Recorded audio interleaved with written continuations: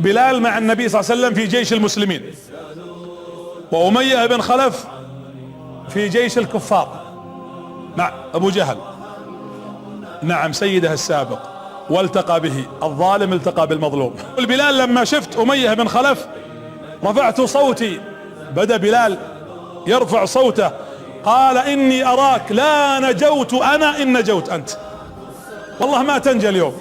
يقول له أبو بكر الصديق لما قتله، يقول انطلق عليه بلال فطعنه، قيل سمع لأمية بن خلف صرخة سمعها كل من كان في الغزوة. لما حصل الكلام هذا بين أبو ذر وبلال، دخل بلال على النبي صلى الله عليه وسلم في المجلس، تخيلوا، فجلس في الطرف هناك. قال له الرسول بلال تعال. يقول أنا قمت للرسول ما في مكان، أبو بكر على يمينه وعمر على يساره والصحابة ممتلئ المجلس. فقال بلال اقترب. يقول اقتربت. قال يا أبا بكر تنحى قليلا، يعني زحف شوي. يقول فتنحى أبوك، قال اجلس هنا يا بلال. شفتوا رد الاعتبار؟ هذه حقوق الإنسان. فأجلسه بجانبه. يقول بلال جلست مستحي، حاط يدي كذا رافع ركبته، فسكت المجلس ما في صوت.